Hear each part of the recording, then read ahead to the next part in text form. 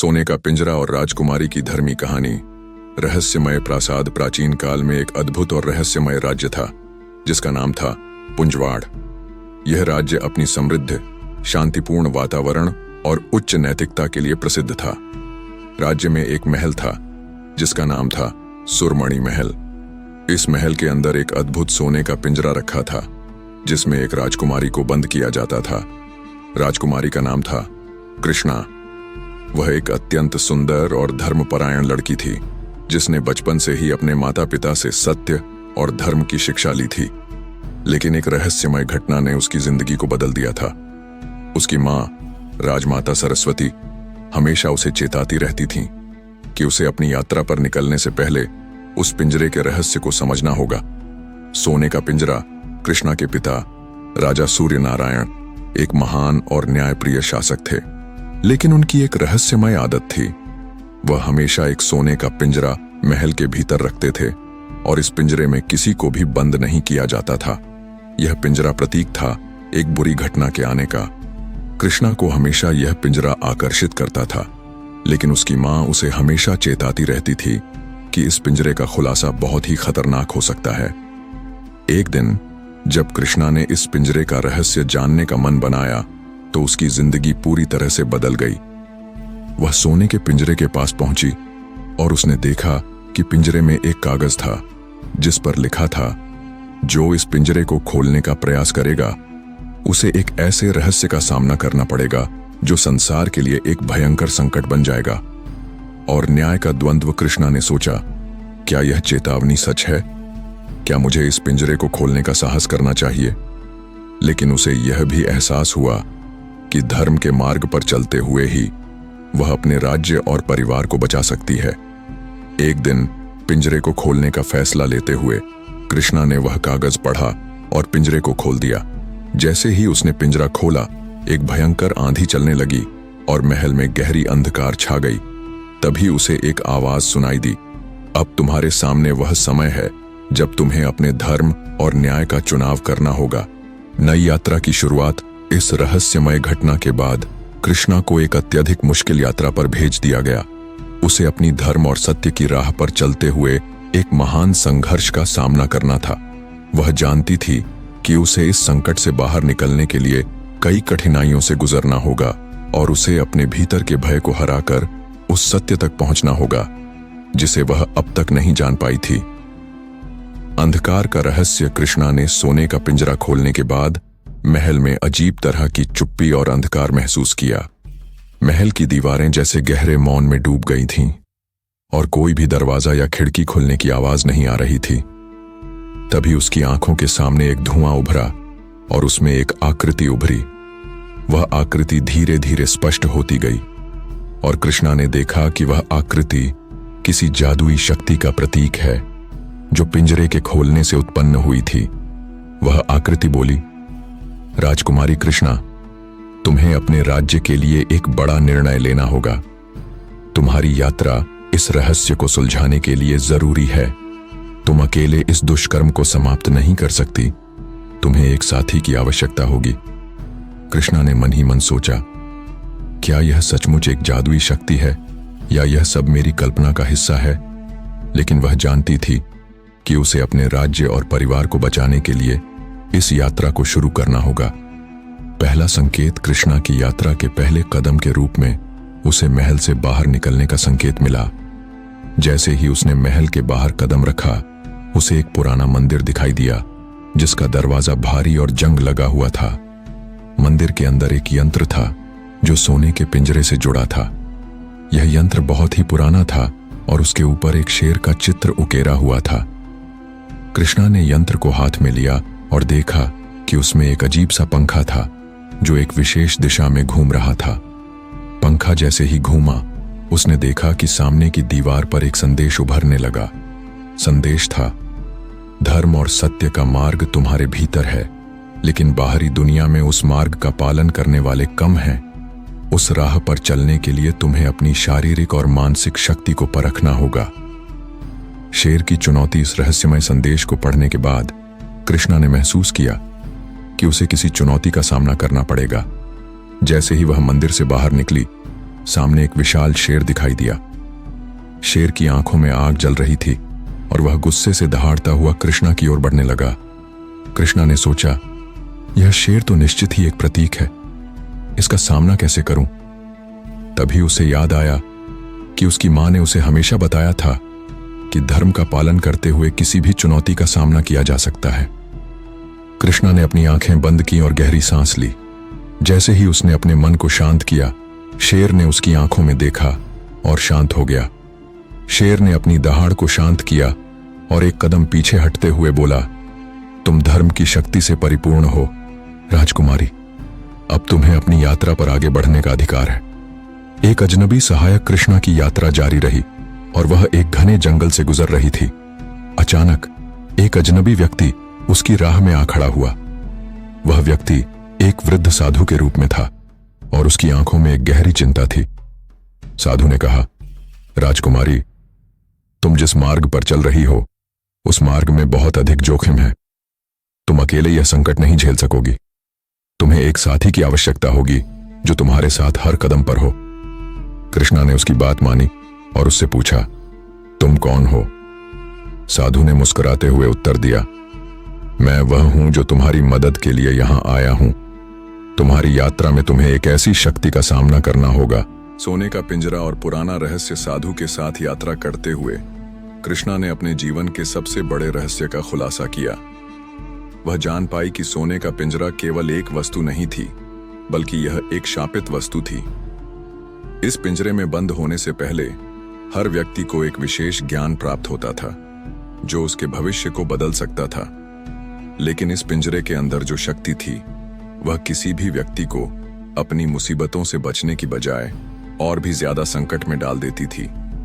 कृष्णा को यह समझ में आया कि उसे इस पिंजरे के रहस्य को सुलझाने के लिए अपने आत्मबल और धार्मिक शक्ति का उपयोग करना होगा।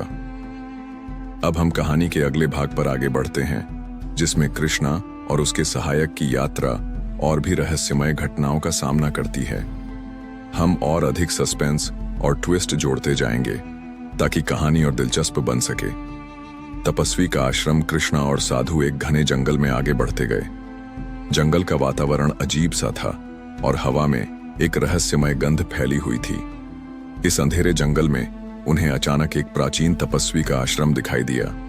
आश्रम की दीवारें मोटी और काई से ढकी हुई थीं और चारों ओर जंगली पौधे उगे हुए थे, लेकिन भीतर से एक हल्की सी आंच और संतुलित शांति महसूस हो रही थी।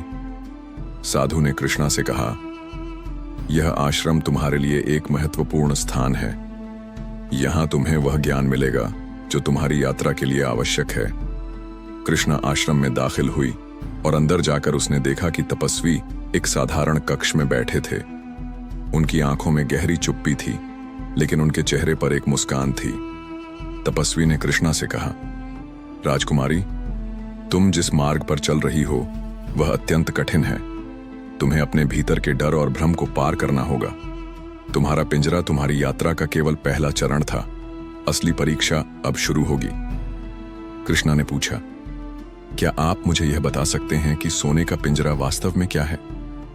तपस्वी ने उसकी आंखों में देखा और कहा, सोने का पिंजरा एक शापित वस्तु है जो प्रत्येक व्यक्ति को उसके भीतर के सबसे बड़े भय का सामना करने के लिए मजबूर करती है। लेकिन यह केवल एक बाहरी रूप है। असली शाप तुम्हारे भीतर है। तुम अगर अपने भीतर के अंधकार से पार नहीं पाओगी तो तुम कभी भी इस यात्रा को समाप्त नहीं कर सकोगी। का संघर्ष। तपस्वी की बातों ने कृष्णा को अंदर से झकझोर दिया। वह समझ नहीं पा रही थी कि उसे क्या करना चाहिए। वह जानती थी कि उसे अपनी यात्रा जारी रखनी होगी, लेकिन वह अपने भीतर की कमजोरियों का सामना करने के लिए तैयार नहीं थी। उसने महसूस किया कि वह कभी भी अपने डर से पार नहीं पा सकेगी अगर उसने अपना मन नहीं बदला। वह आश्रम के भीतर बैठी और गहरी सोच में डूबी। अचानक उसे याद आया कि उसकी मां ने हमेशा उसे यह सिखाया था कि जो अपना मन जीत लेता है वह संसार के सबसे बड़े शत्रु को भी हरा सकता है। कृष्णा ने अपनी आंखें बंद की और आत्म मंथन करना शुरू किया। धीरे धीरे उसकी सोच साफ होने लगी। वह समझने लगी कि डर और असमर्थता केवल उसके भीतर हैं। जैसे ही उसने अपने भीतर के अंधकार को स्वीकार किया और उसे पार करने की ठानी, उसे आश्रम में एक अद्भुत आभा महसूस हुई।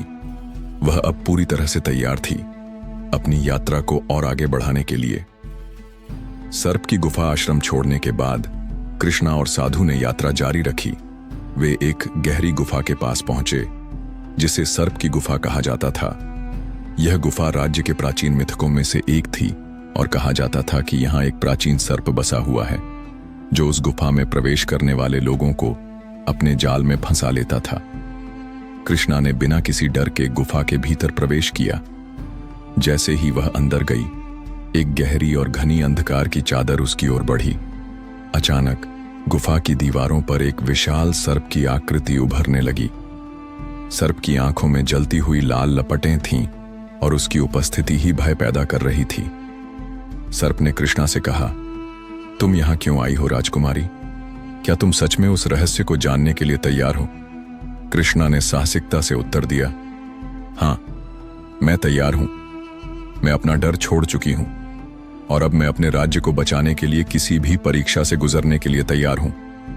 सर्प ने उसकी आंखों में गहराई से देखा और फिर धीरे से कहा, तो तुम्हें वह मार्ग दिखाऊंगा जिससे तुम अपने राज्य और अपने परिवार को बचा सकोगी। लेकिन ध्यान रहे, वह मार्ग सबसे कठिन और भयानक होगा। का रहस्य सर्प ने कृष्णा को एक विशेष यंत्र दिया जो केवल उसी व्यक्ति को मिल सकता था जो अपने भीतर के अंधकार को पार कर चुका हो। यह यंत्र एक छोटे से पत्थर जैसा था जिसे कृष्णा को अपने दिल से जोड़कर रखना था। जैसे ही कृष्णा ने इसे अपने दिल से जोड़ा, उसे एक चमकदार प्रकाश का अनुभव हुआ और सर्प की आकृति धीरे धीरे विलीन हो गई।